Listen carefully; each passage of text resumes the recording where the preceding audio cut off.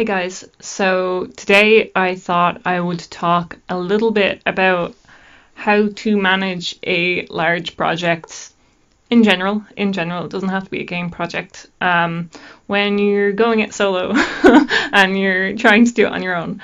So sometimes it can feel overwhelming, which is often the feeling I get, but you just have to trudge through.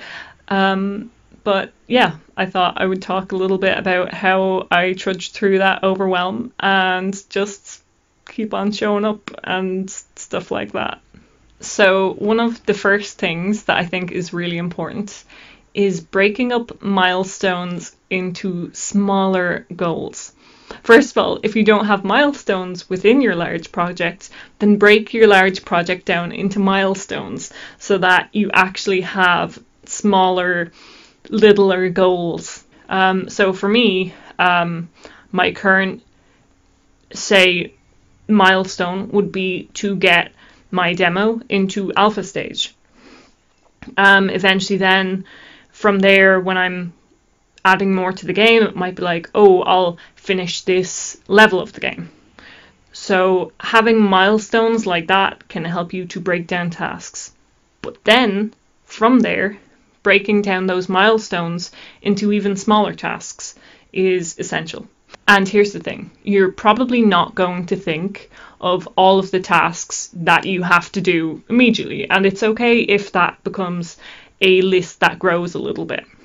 But if you think it's not able to be broken down into, say, 50 or so tasks, then you probably should split that into separate milestones as well, so that you don't get super overwhelmed seeing all your tasks that you have to do and this endless list and never feeling like you're getting anywhere because you can't even complete one milestone. And speaking of milestones, one of the things that you should do when it comes to tasks and milestones is doing things in order of priority. So something that I have had to think about in the past week is I've had to look at all of my things I want to get done for the demo, and I've had to say what of these are the most important, because at the end of the day, getting something into players' hands and getting feedback is the best way to be able to improve, and that is likely true for if you're creating something that is ever going to go into someone else's hands at all. So what is a way you can make something that is bare bones and basic, and then eventually you can put it together in a more substantial way? But think about how you can make something a prototype version. This could be the first draft of a novel or the first prototype of your game. But you have to think of what is the most simple way I can currently make this. And then you can start thinking of adding things. Because if you add things without the actual need to add things, then you've just wasted a bunch of time, and the things you added might not even actually add to the thing you're making. So break down goals in orders of priority. Now, I change between different ways of keeping track of what I'm doing. Sometimes it is a notebook with a page of like all of my tasks for the milestone, and then a day by day of what I'm actually doing, or my plan for the week. But at the moment, recently, and for a huge amount of my project, it has been using a Kanban board.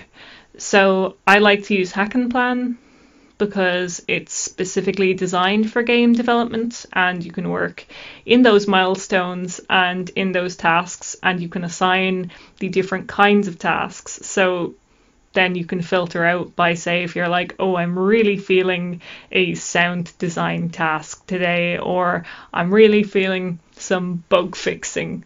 Said nobody ever, but anyways. But it makes things seem really doable because you can keep it in these separate milestones, and you can keep things in your big to-do lists, then your doing lists. So you can just put a few little things in your list for today, and then you only have to focus on those few little things. It also has a testing list, but I kind of like to use the lists in such a way where my first list is all of my tasks for that milestone. My second list is my tasks for the week, and then my third list, or the bug fixing list, is tasks that I'm actually doing that day. And then there's my completed tasks list, which is very satisfying to look at, seeing your tasks go up.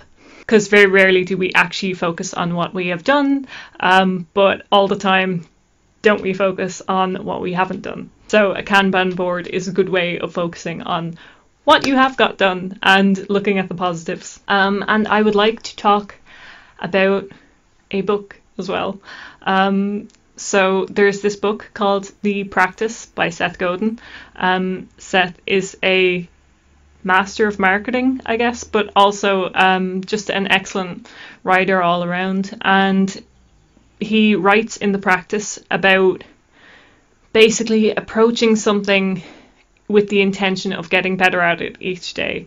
So when you're making something, I think it's so easy to think about the outcome all the time and to get fixed on the outcome. But sometimes when you just approach it every day and come to your desk to do your work and you think about the intention you have for what you want to do today and the intention and feeling that you want to bring to the person that's going to eventually be playing that game or reading that book. And I think connecting with that intention is a really important way of keeping yourself on track, because it's really easy to think about that and feel that way at the start. And I think it's really difficult to feel that way a couple of years in.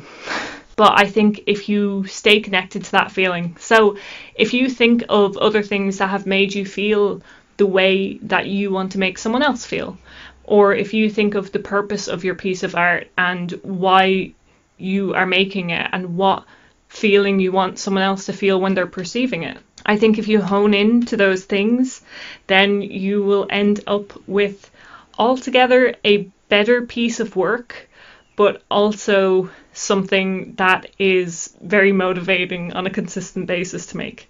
And I think it's so easy for people to get caught up into the idea of being wholly original. However, it doesn't often create the best things. If you create something that's exclusively for you and only for you, while it is a noble pursuit and it is a great way to spend your time, I would say a lot of the oil paintings I've created for me. But when you're creating something that's just for you, the thing about it is that in the end it doesn't necessarily create a better piece of work. Sometimes when people see games like Undertale or something, they're like, oh my god, they made a game that's just for them and it came out amazing and original because it was just for them. And chances are it wasn't really created with the intention of being just for them. It was probably tested and it was probably gone over with a fine-tooth comb to see what felt the best. And it was probably created with the intention of the player in mind, not the person making the game. And I'm not saying don't make the game you want to make. I'm saying make the game you want to make, but if you're making a really long-term game and you actually want other people to enjoy playing it, make it with those people in mind as well. Not with everyone in mind, with the specific person that is going to enjoy playing your game. There is probably other games that they enjoy that's in a similar genre. What do they like about those games? And you can take this mindset with any form of creation, really. I think in general, connecting to the intention behind your work is a really good way to feel more connected to your work in general and to feel more motivated. So I hope that what I had to say today was helpful in some kind of way. I'm aware that I put on headphones halfway through. That is because my camera ran out of space and I had to delete them, and then I put on my headphones and I forgot to, take them off again. But yeah, thank you so much for watching, and I hope to see you again soon.